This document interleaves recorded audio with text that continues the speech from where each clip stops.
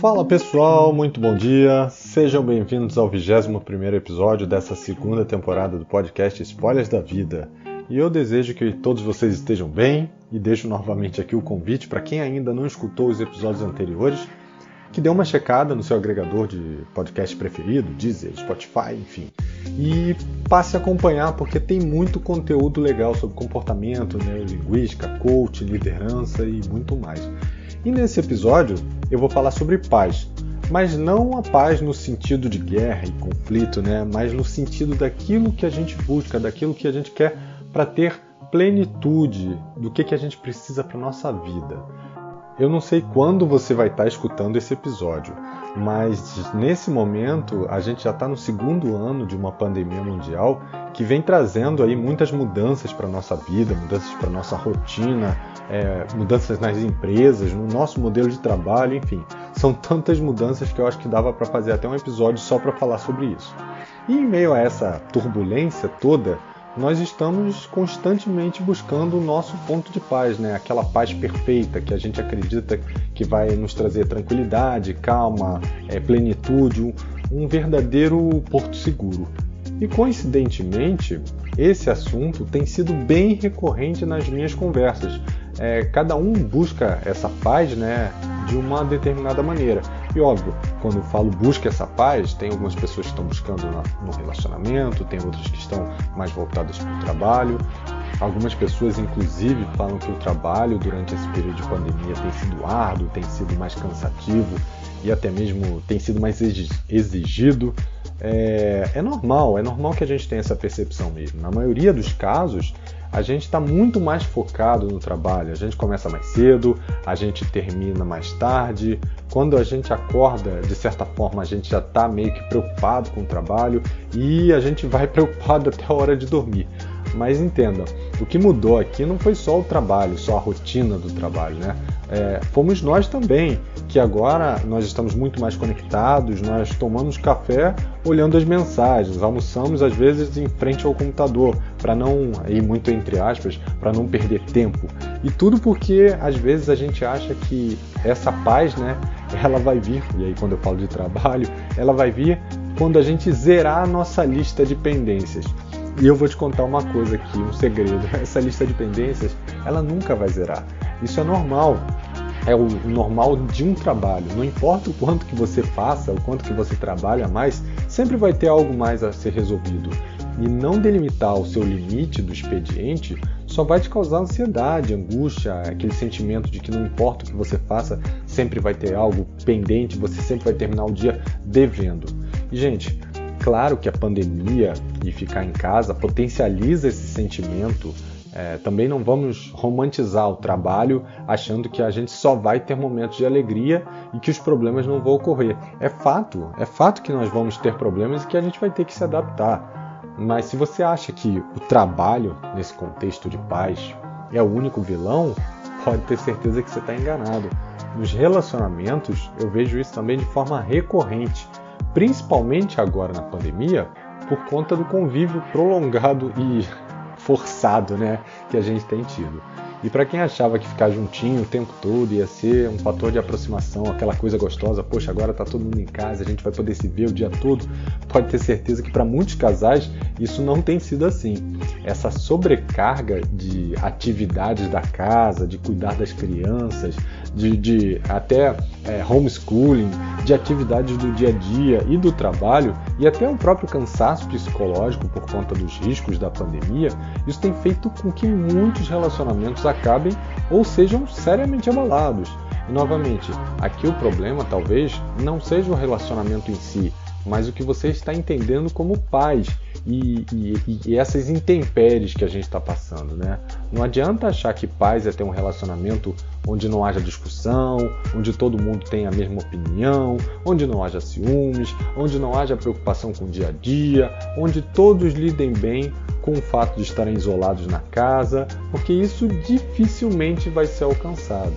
Tanto no trabalho quanto no relacionamento, a gente precisa passar a ser mais flexível, passar a ter mais empatia, passar a se comunicar melhor, principalmente em casa.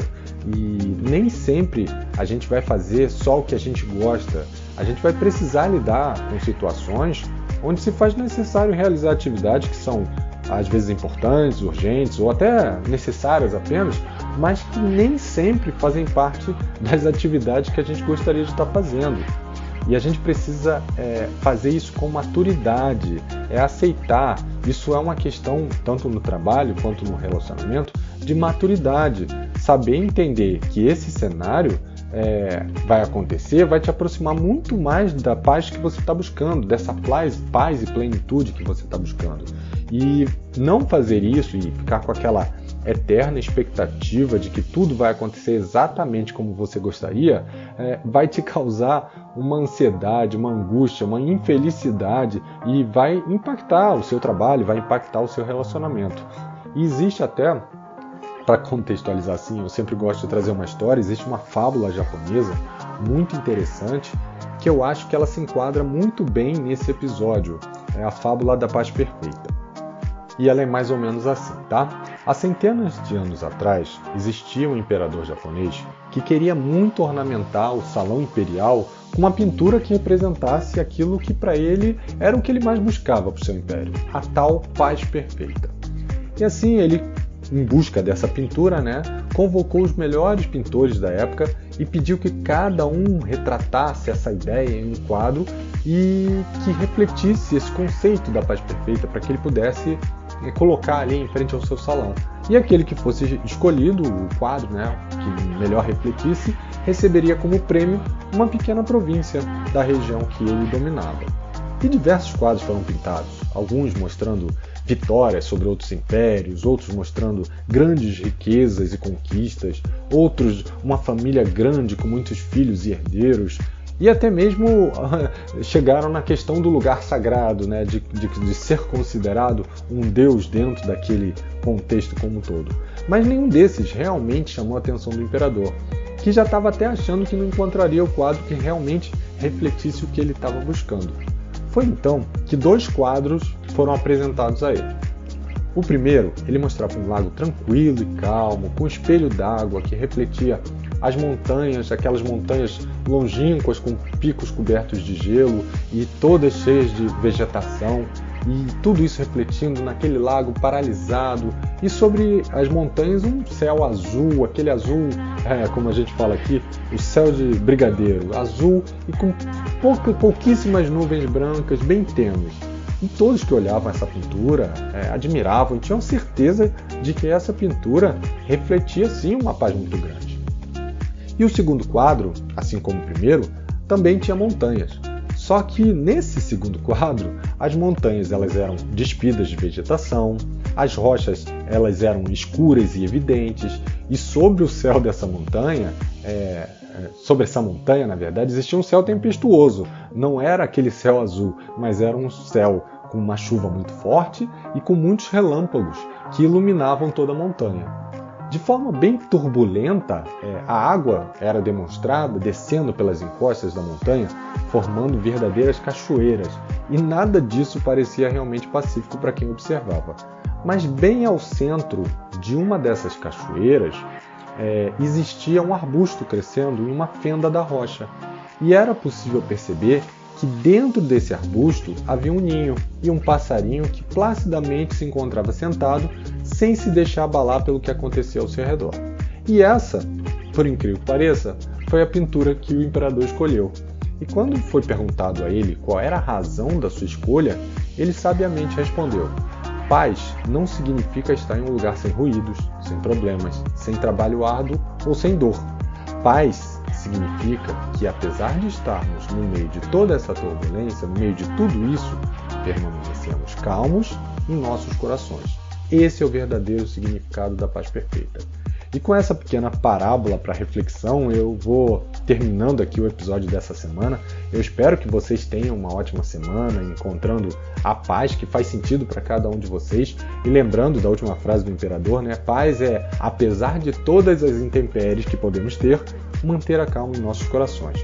Por isso que é fundamental que você seja flexível, que você entenda os seus processos emocionais, que você tenha empatia e que você saiba escutar mais do que falar. E eu espero que vocês tenham gostado desse episódio. Não deixe de avaliar o episódio e o podcast, deixe seus comentários também. E a gente se vê semana que vem. Uma ótima semana para todo mundo, um abraço e até segunda. Tchau, tchau.